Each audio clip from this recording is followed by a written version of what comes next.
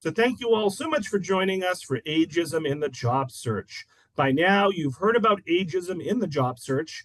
It is illegal, it's rampant. Perhaps you've experienced it.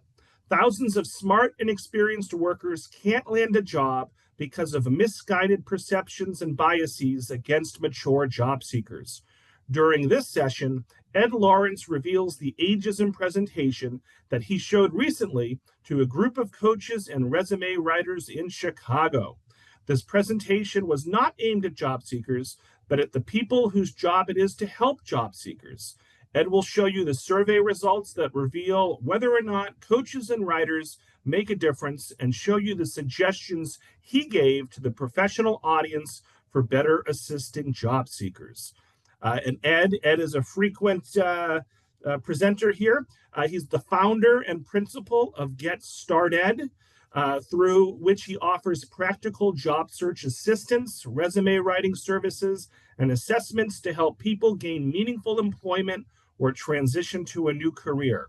He's a certified professional resume writer, certified student career coach, national certified online profile expert, and is certified in Myers-Briggs, DISC, the Strong Interest Inventory, and Skillscan.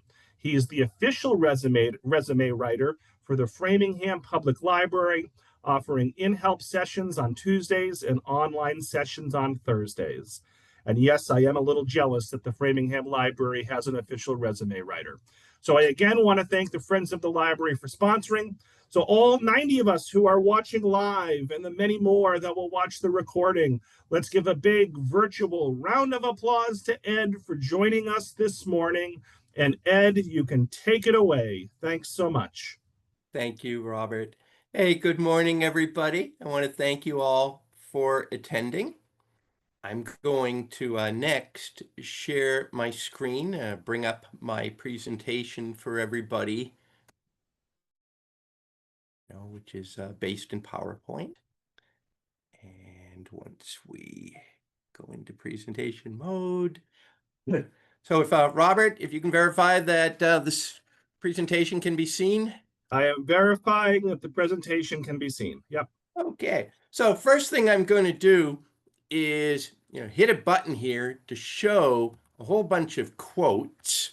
And basically, as the room in Chicago was filling with people, I had these quotes appear very slowly in fade mode to try to get people to stop their own conversation or maybe note some of these quotes slowly, because of course people take 5 or 10 minutes to come in.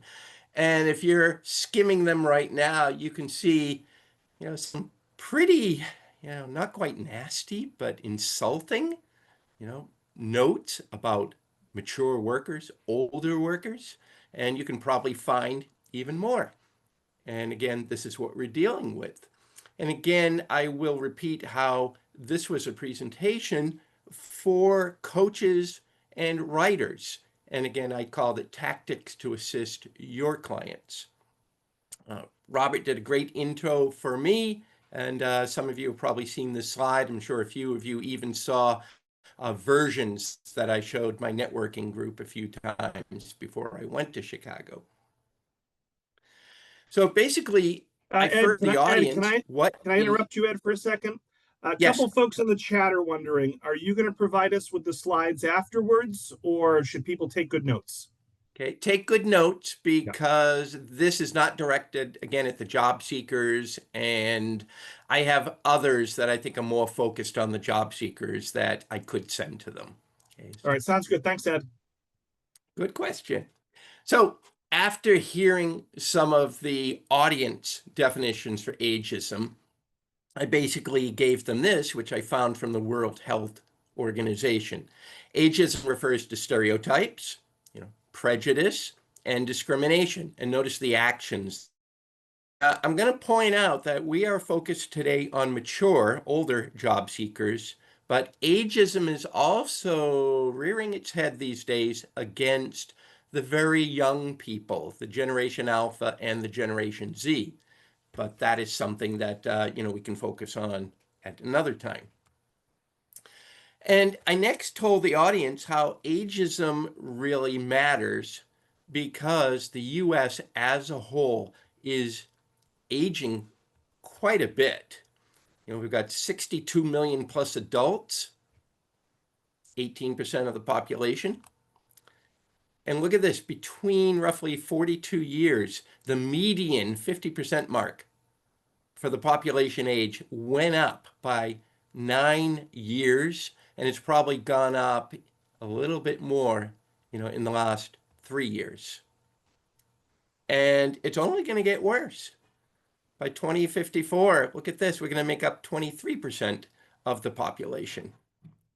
Time passes. We're all aging. And as you'll see, I'm going to point out how it doesn't make sense what's going on. And I asked this audience, are you prepared to assist this aging population? There are coaches and writers who focus on young people, older people, and then you have generalists. And what I find is the generalist people say, oh, I deal with everybody. They're the ones who really are not prepared to assist the population. So here is a simple example of ageism, and I ask the audience to point it out. And the response was pretty quick. They noted that this example from December of 2024, by the way, from Indeed, basically has declined, which I hope everybody here disagrees with that. And there have been various surveys done, and I'm going to use a few of them throughout this presentation and summarize some of them. Here we see most people do experience, according to surveys. These are pretty high numbers, 58%, 64%, or the number 850 billion, the estimated cost. Besides the numbers, I want to focus here for a moment on very difficult to prove legally. Now, this presentation I'm doing should take a little more than a half an hour. I cut it down from a 1 hour to sometimes taking 1.5 hour presentation that I have. And in those longer presentations, I present court cases. A lot of you may have heard of the Age Discrimination in Employment Act. You cannot rely on that. And the court cases basically say that people have to meet a very high standard, and we'll see some of that here as we go forward. People run into this ageism, this prejudice at various stages of the job search. You can be reviewing the qualifications, responsibilities online, and you may find that what year you graduated college is required. You cannot proceed without answering it. Right there, that's an example of ageism. A lot of people say that the work samples or skills assessments they have to go through, they've noted instances of ageism there too. But again, notice how high these numbers are. So the next thing I did was ask the audience, at what age do people start encountering ageism? And one of the surprising things that I heard from the audience in the room that specific day were guesses at the higher values. Now, of course, most people have been taught the 40s, but people in this room were actually saying C and D. It was very few people who gave the correct answer, which is in the 30s. One story I've told many people is how at a lunch at a relative's house, a relative actually said to me they would never hire anybody over 40. And at the time, this relative was 37 years old. They happened to be a VP at a bank, by the way. So companies have excuses. This is how they view, the mature audience. And you'll be able to find lots of instances of this, I'm sure, online. They'll say any of these 6 things, starting with no energy, too expensive, going all the way down. They view you as not flexible. One of the things I cut out of this presentation was a survey that basically revealed even more of these biases, and then reported that there was only one stereotype about mature workers that actually is true. And it's the one that they are more resistant initially, typically, to joining new training programs. But once persuaded to join and shown the benefits, the mature workers actually gung-ho, all for it, and actually can become great sponsors of that program. And again, if I send any of you, I'll probably choose one of these longer 1-hour ones for people, and then Robert can forward that to everybody. This is one of my favorite quotes here. We're looking for someone with more experience, but also someone younger. Please tell me how that makes sense, if anybody could. Now, if you look on LinkedIn, if you Google anywhere, you're going to find all sorts of tactics for ways of dealing with ageism, but they really come down to two strategies. Number one, whatever they tell you to do, it really comes down to concealing your age. And the other thing they'll tell you is, oh, you have to keep your skills up. And one of the things I was really interested in was, well, how successful are these? Because I'm dealing, again, with a group of people who are basically telling everybody either of these two things. So here are some examples for concealing your age. These are actual responses from surveys, limiting your work experience. I'm sure you've all heard that. Typically in resumes, the writers, the national famous people, they say 12 to 15 years. Trying to make your appearance look younger. I'm certain there's a few of you here today whose LinkedIn picture is probably more than 10 years old. And some people even dye their hair. In my opinion, it's very bad to have a picture on LinkedIn which has black hair, and then you show up for an interview with white hair. Now, if you show up, if you've dyed your hair and you show up also in person with black hair, that's probably fine. So then the other area for this, again, is the effectiveness. How good are these things? And according to surveys, what did people say? So again, everybody is saying, hey, let's do a skills-based resume instead of chronologically. People have found, hey, up to 69% effective. By the way, companies do not like skills-based resumes or functional resumes because they view it as an attempt to hide your age. And also they want to see chronological because it works much better with the applicant tracking software, the ATS.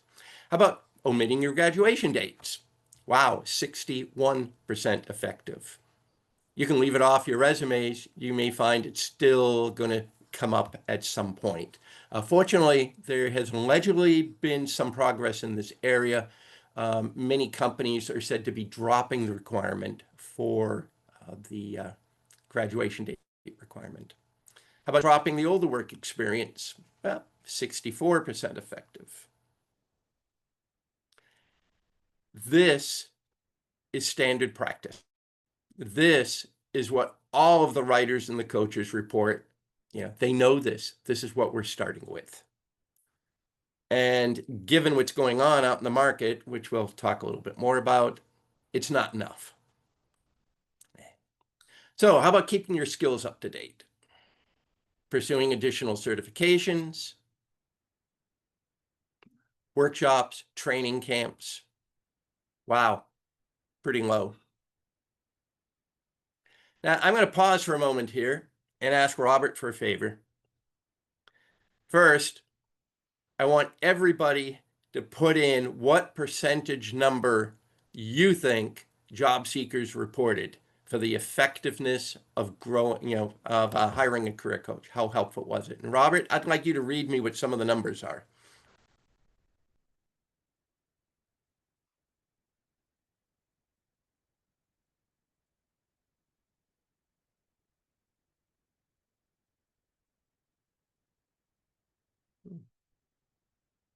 Robert, have we got any good numbers coming in?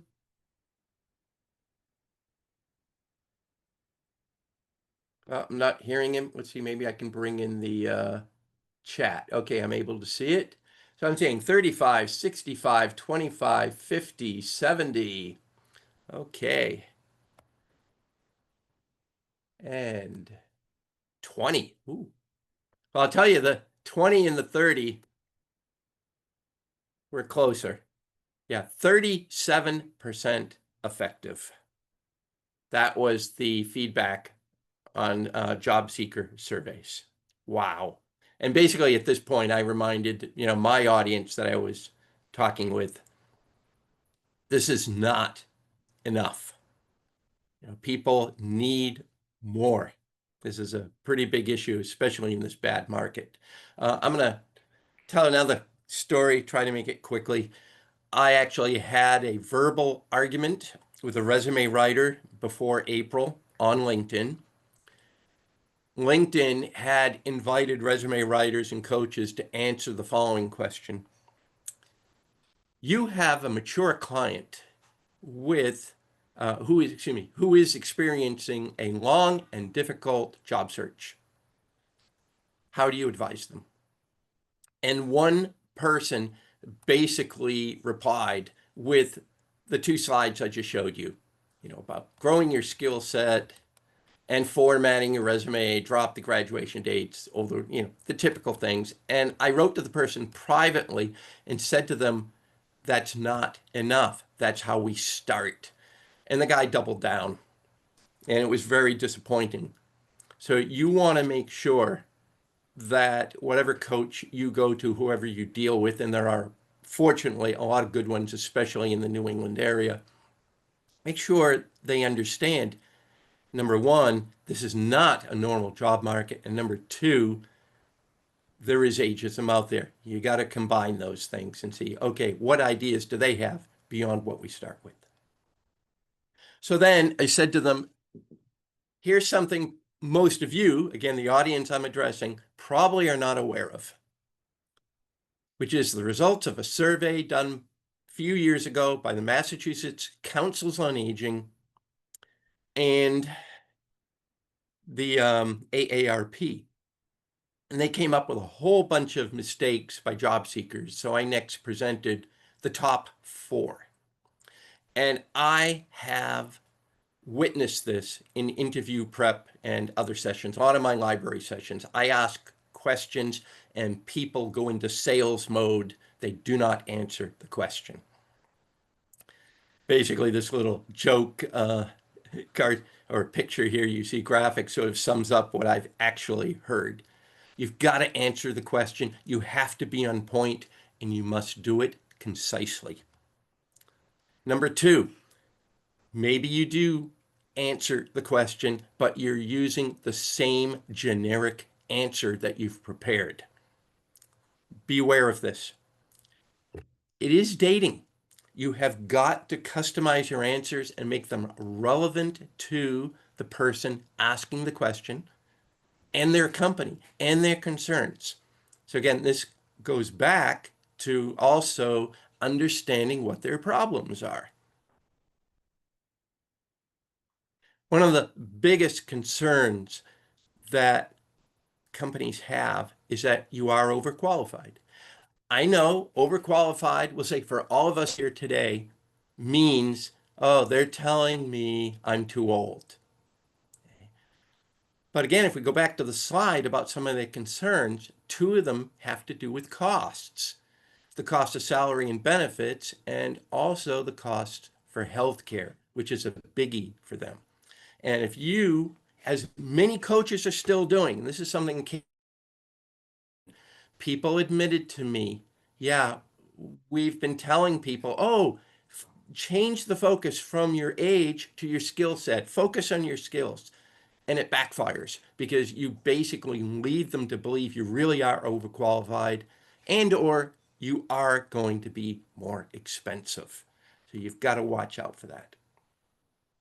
And finally, a lot of people leak when they're angry. They leak emotion when they're angry or depressed or that they really don't want the job. And again, remember, the three things every interviewer wants to affirm or confirm at the interview is, can you do the job? Will you want to keep doing the job for us? And will you fit in? And I'm sure a lot of you have picked up by now. Number 3, will you fit in? Can we work together without driving each other crazy? That's the most important. Likability trumps skills. And the skills we know aren't as important at the interview itself. You got to affirm you have them and give examples, but you don't state them. You don't focus or stress on them. They already figure that you can do the job because they're interviewing you. They're not going to waste their time. Okay. So focus again on the first and the third, but don't forget that middle one. Don't let them pick up that in any way that, oh, I'm just going to use this job and then I'll immediately start looking again. So a lot of good skilled interviewers can pick up on that. Here are some additional mistakes you might be making. Again, you might want to even Google some of these, or if you have a coach already, talk more about it at length. Okay. I have had many a mature client who wants to include old skills, Windows 2000, Windows 7, okay, on their resume, typing, and they'll tell me, well, that's where I first learned how to do this. This is important. No, what matters, what's important is that you are up to date with your skill set. So put Windows Server 2015 or what 2025, whatever is the the most recent. Okay, what matters? If they ask for some specific old skill, great.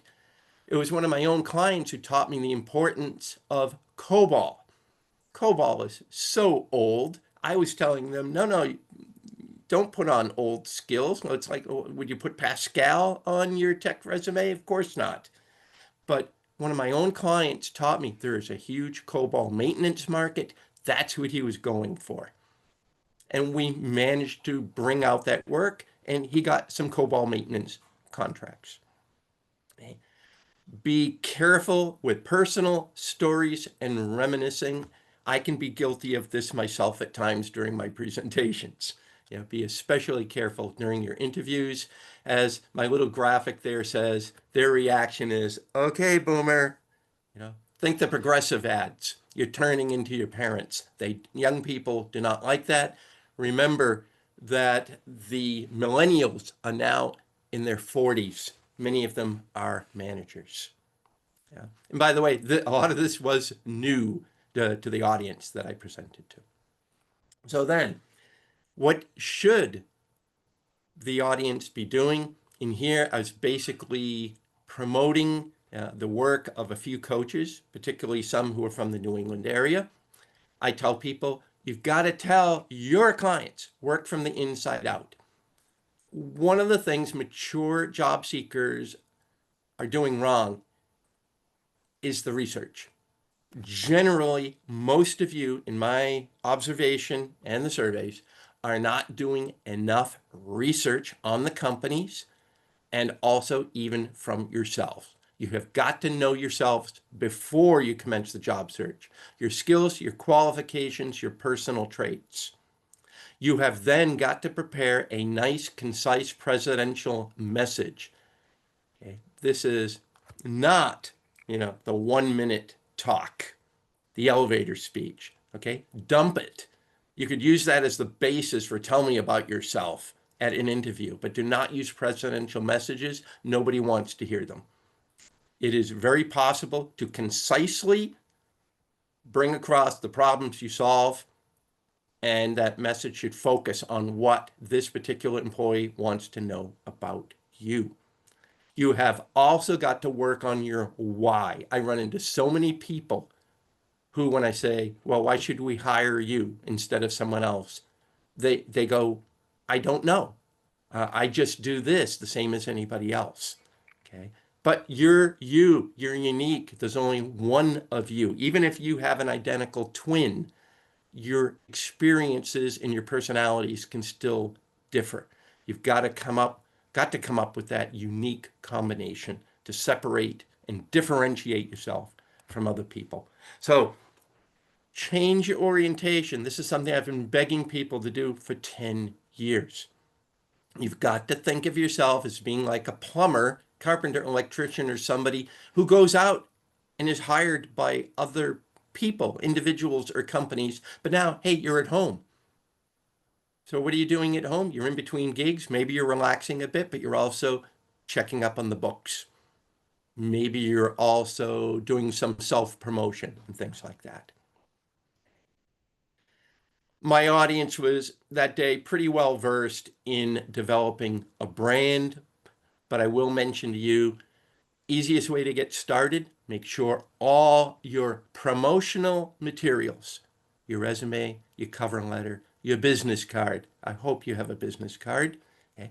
They should all look similar, just like every fast food restaurant, okay? Every restaurant chain, okay? Any company that is franchised, they have a common look and feel. You can choose colors, fonts, font size, key words. Do those things. I mentioned a few minutes ago, generally, the mature audience is not doing enough research.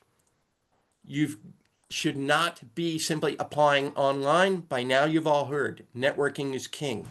It's not who you know, it's who they know. So you got to keep persevering at finding first and second level connections. But instead of just applying, to hundreds of jobs a week, which is akin to trying to hit the lottery, you've got to first do the research. Again, first research yourself. What are your skills, qualifications, and traits? And what are your values?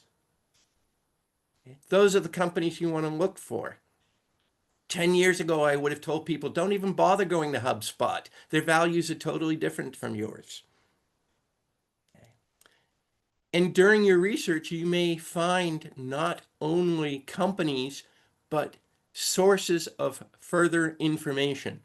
AI is now your friend. It can do so much great research for you. Practice using AI, different prompts, refining your prompts. It will lead you to the information and the data that you need.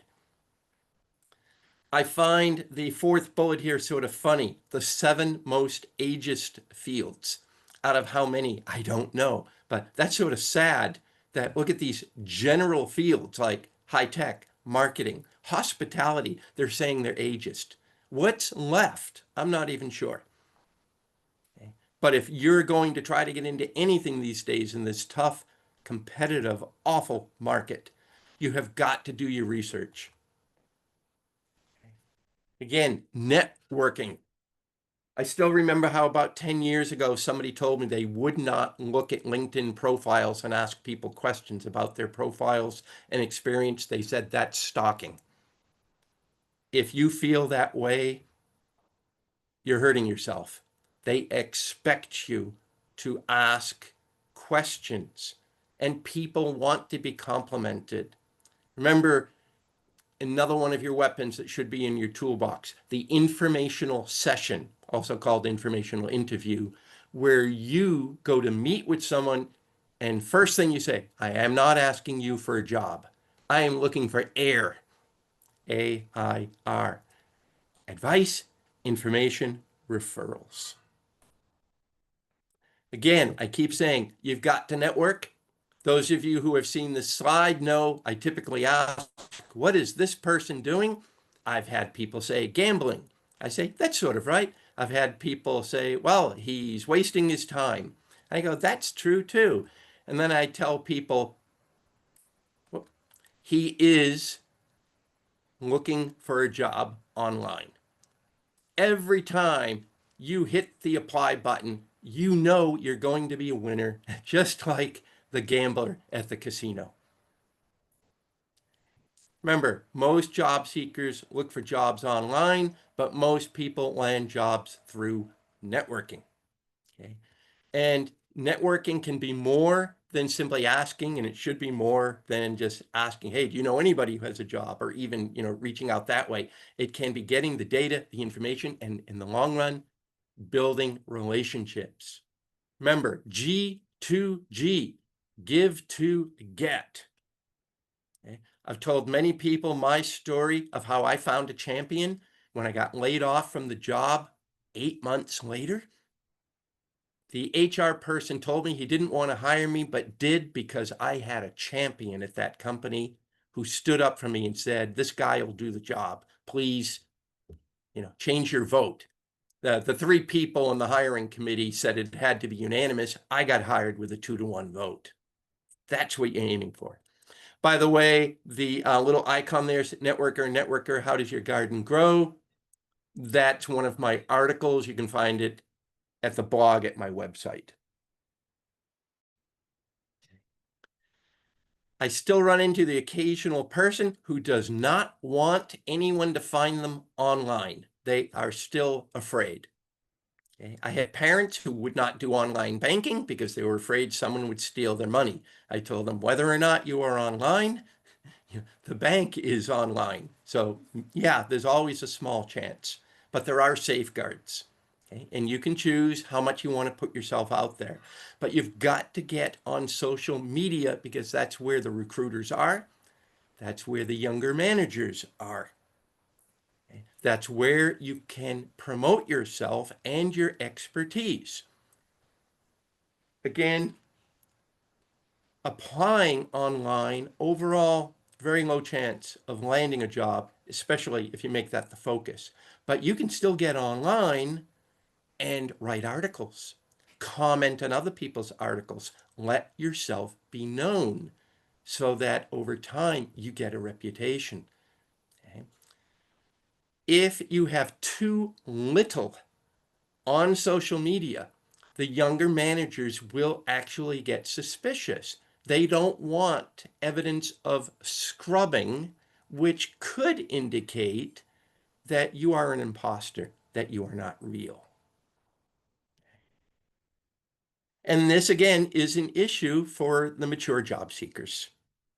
Look at this. Only 36% of all Americans have a LinkedIn profile, and it's even less for, mature job seekers.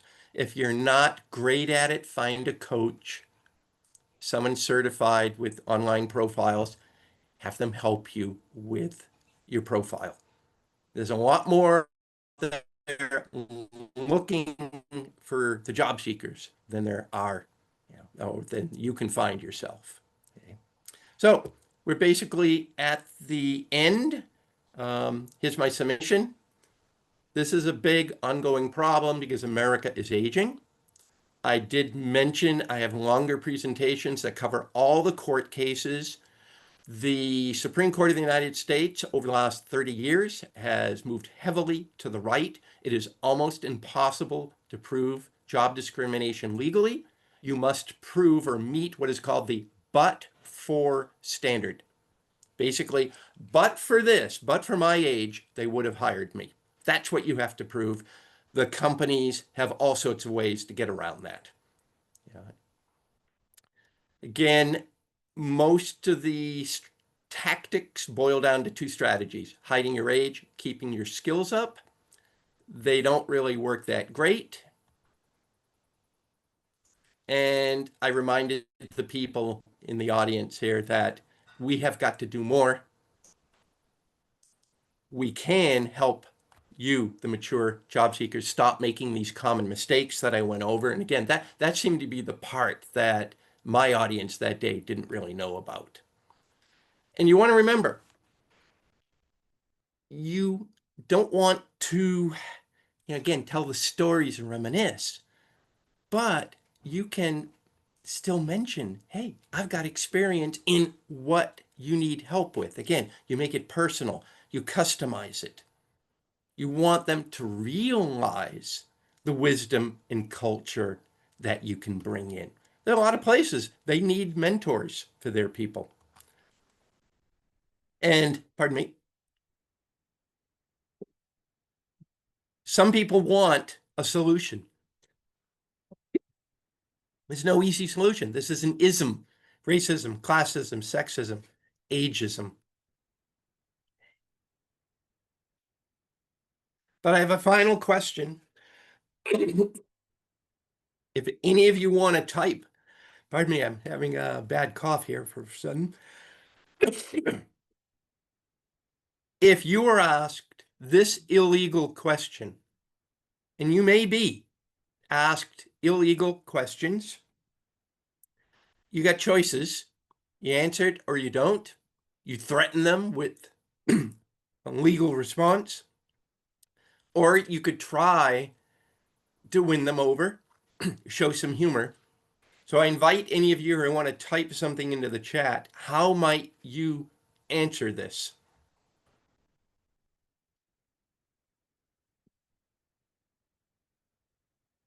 I like Boston's comment, by the way. I think you were close. I saw somebody type, can this chat be saved? I think we have to ask Robert, but I believe the answer is yes. But Yeah, here's an answer I found online. Yeah, I will send the chat out to everyone after the fact. I'm not actually sure they can save it themselves, but they will get the public chat. Yes. So this is an answer. I did not write this. I found this online. I love it. You do something like this, you may get a smile even.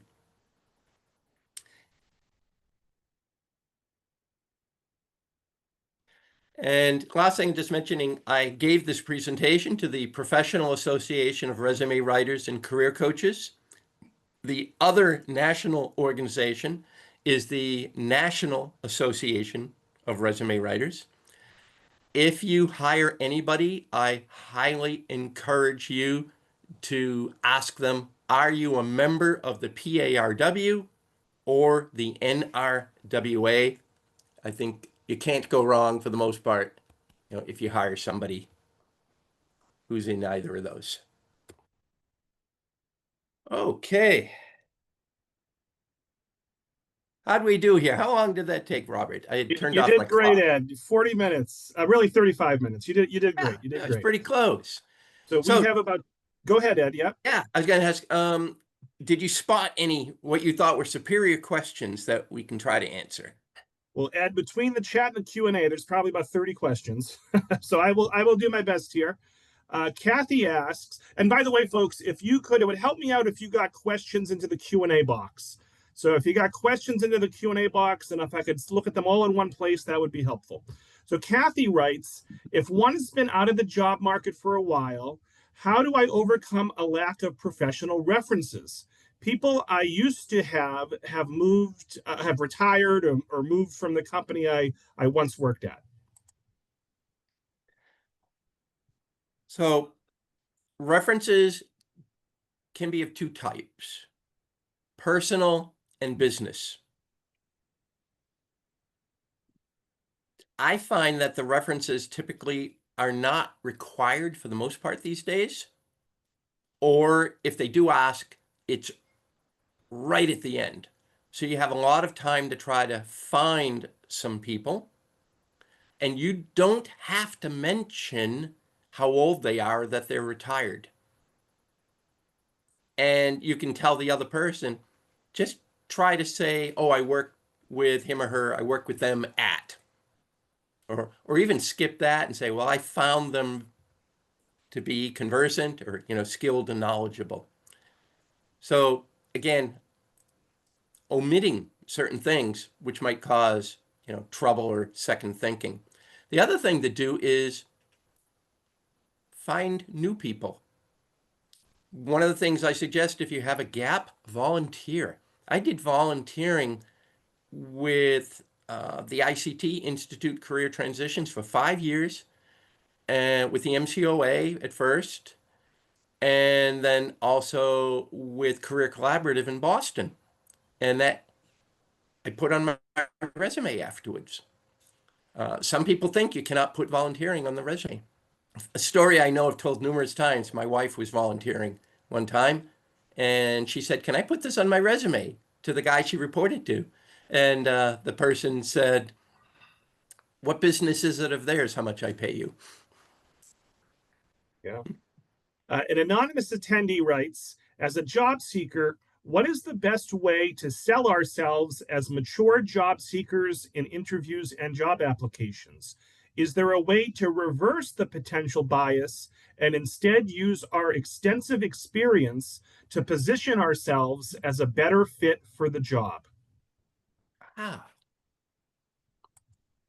Now, when you get whatever presentation I send out, there's going to be a whole bunch of answers to this, and I did cover a number of them today, because I can't give you one, solution that's always going to work. You need to figure out which tool, so to speak. Does this call for a hammer? Does this call for a screwdriver? And what if a screwdriver, is it Torx? Is it Phillips? Is it flathead? You've got to figure out what the best tool is.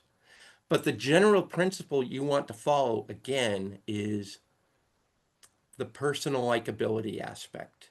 Likability trumps skills. I have actually met a few mature job seekers who they managed to have a great conversation. I mean, the oldest person I know who landed a contract was 72 years old. I think that's pretty good. And it was a year contract with that, and then they renewed it, I think, twice for the person. And I'm going to keep going for a moment, Robert. One of the examples I use is called the babysitter exercise, which I got from a retired coach, the author of 5 Steps to Rapid Employment, a book which I highly recommend. Okay.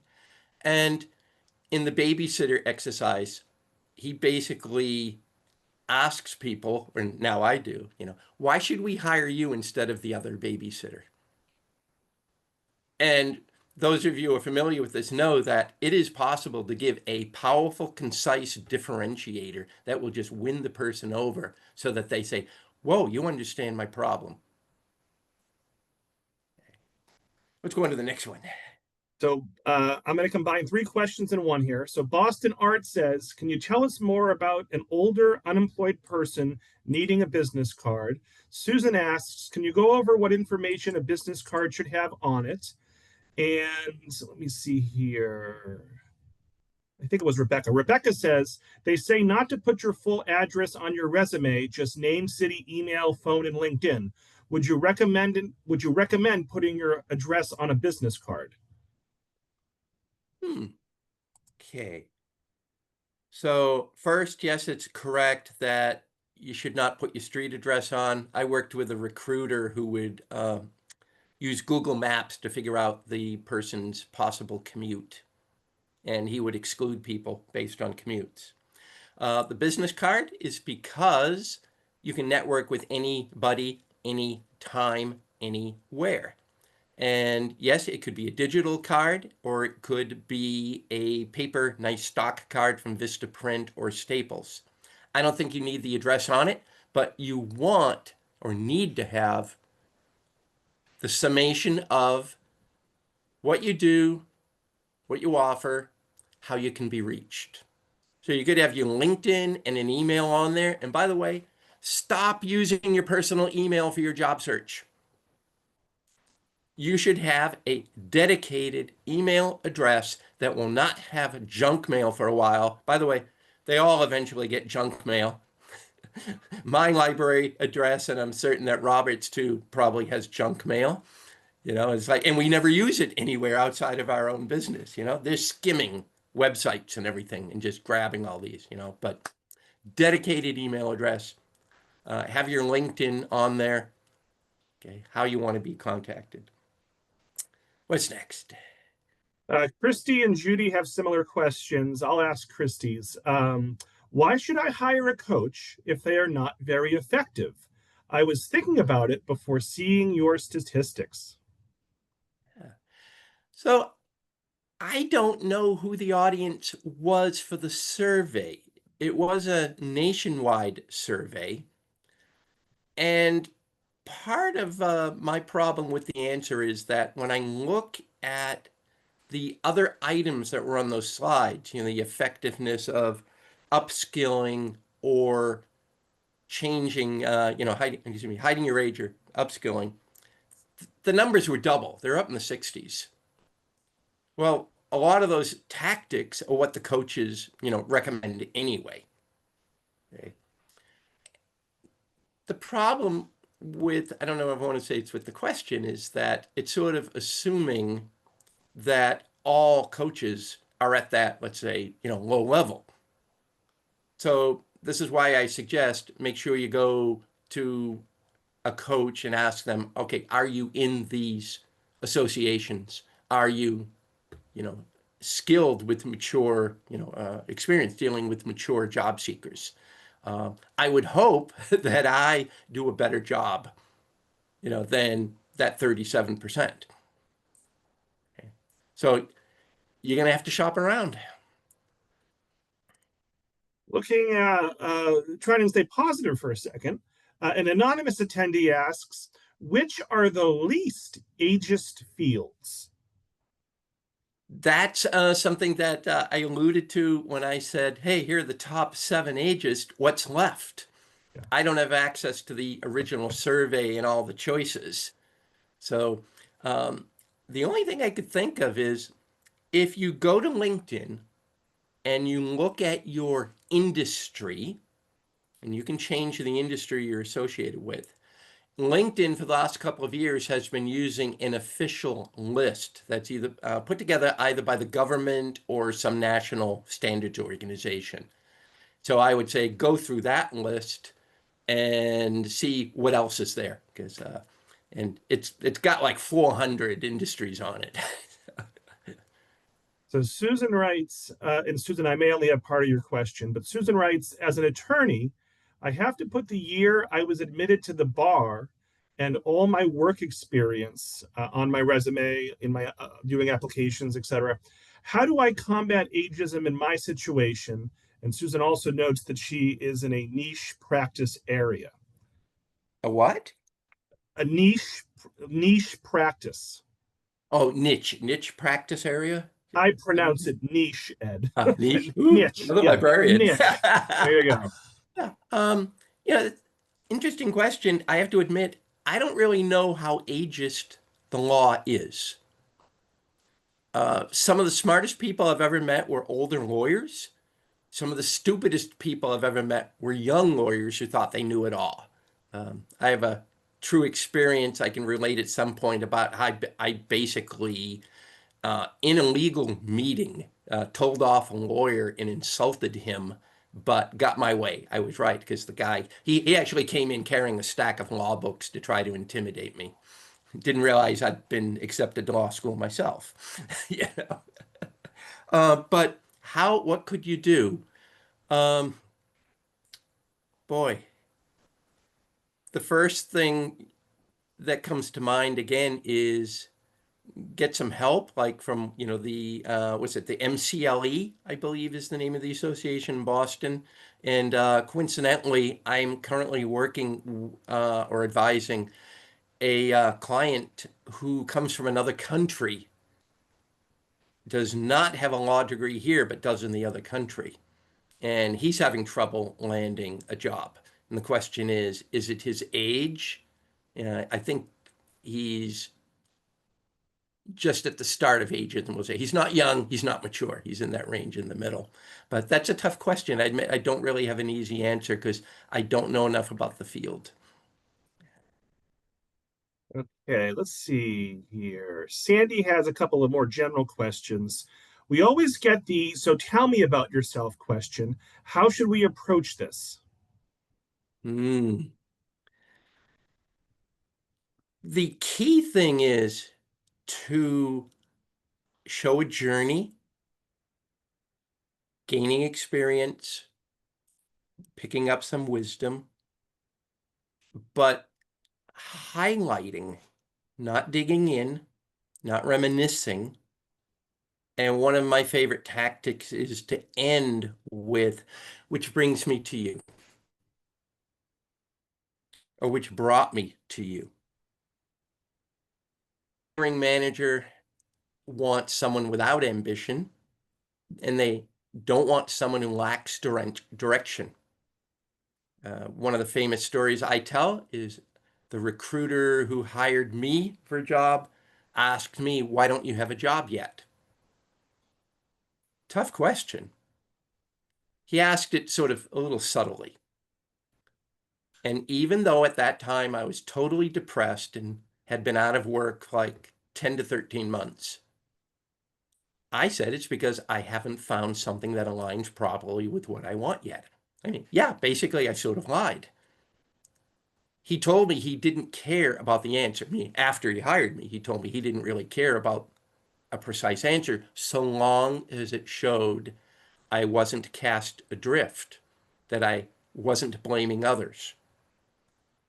So whatever you say, you can tell me about yourself, again, as Robert is saying, hey, staying positive, and showing that journey. So, folks, there's over 105 of us on the call. We got about 5 minutes to go. There's still 20 or so questions. I'm not going to get to them all. Chris asks, is there any evidence that applicant tracking systems powered by artificial intelligence are ageist based on training models? Well, by now, most people have probably heard about the, was it Workforce? Big lawsuit going on.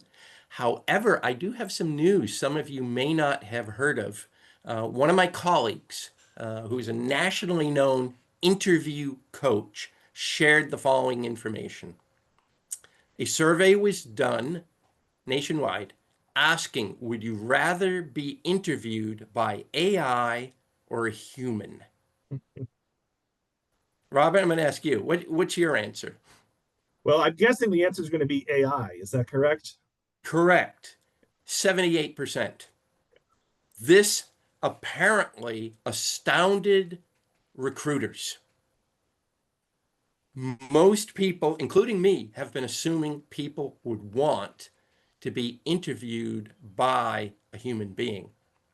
Now, yes, AI can be ageist, prejudiced, because most of the way it works, especially when people are researching for what should I do, the AI is looking out on the internet and just finding, databases of information, a lot of which is wrong or ageist and prejudiced. However, the AI for interviewing, especially, the first round interviews, has got a really great advantage for you. Okay. I have a little index card I keep here. The top 4 reasons you're not hired. Number 1, you got beat out by a better skilled person. It's number 1 on my list, but doesn't mean it's the number 1 reason. It's actually low for that. Number 2, remind you of something negative. You remind them of something negative. Number 3, culture fit. Number 4, there never was a job for you. It's already given to an internal candidate.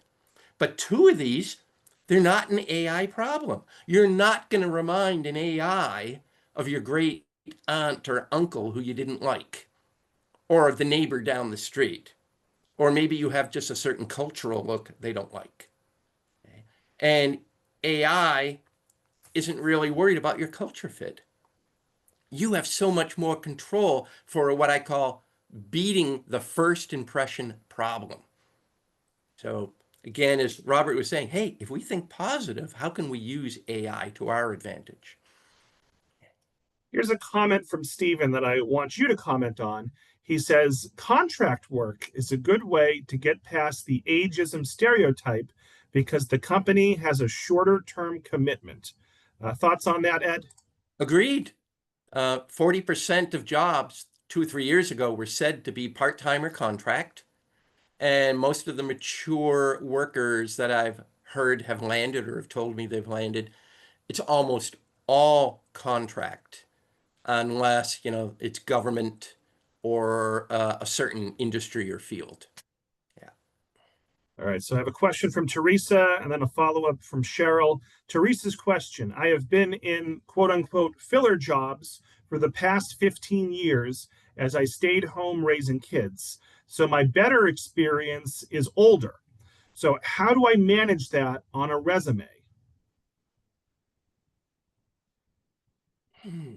That can be quite complex. The 2 things that come to my mind right now are, number 1, how old is that old stuff? And how relevant is it now? I've run into people who say, I want to get back into this field where I was 20, 30 years ago, but it's tech related, something that has totally evolved and changed. But the other thing you could do for the presentation is have a highlight experience section near the top of your resume that mentions some accomplishments from the older work, but doesn't assign it to a company. And then near the bottom or near the end, after the most recent experience, because you have to go chrono at some point for the ATS, you have an additional relevant experience section. And you just put the name of the company and the role. But you don't put the years, and you don't make it too big. All right. So Teresa had been raising kids. On the flip side, Cheryl has been caring for an elderly mother and wants to know, and this actually relates to one of the first questions I asked you. Cheryl says, can you please tell us to whom we should turn to for references, actual work references, if we haven't worked in a while? Well, again, you have to go with the available source. It's like saying, where do I go to get water? It's only in certain places. So you reach out to former bosses, supervisors, colleagues, people who reported to you, who, if they reported to you, decent chance some of them were younger than you were. But also don't forget, if you're volunteering or even your part-time jobs, again, I mentioned earlier, just don't tell people their ages. A lot of people, again, this is a mistake by the mature job seeker. We say too much. We over-explain. We feel a compulsion, and I'm guilty of this, to tell the truth, the whole truth, and nothing but the truth. You have to tell the truth. I have been asked in the past by some people, well, why didn't you tell me that? And I just say the truth. You asked me this question, I say what it was, and I gave you the answer, the truth. This other stuff, I didn't see it as relevant, or you didn't ask. I tell people not to lie. You must tell the truth. The gray area, which I will follow, I admit, lies of omission. Unless it's a critical factor, you can leave things out. Good advice to end on, actually, Ed. So, folks, let's give Ed a big virtual round of applause for a great presentation. Look for an email from me later today with a link to the recording and information about some other upcoming programs. I'll also include the chat as well. And please take the feedback survey when you exit. But Ed, any last words from you? I am going to look for one of my really big, long presentations, and I'll make a PDF. If I have to do any updating, I'll even be able to do that. So, Robert, I probably won't send this for a few hours. Okay, because all right, you know what? I'll hold off. Yeah, try to send it by 5 o'clock, Ed. That would be helpful. Definitely. All right, great. Well, thank you all so much, and I hope everyone enjoys the rest of their day. Thanks again, Ed.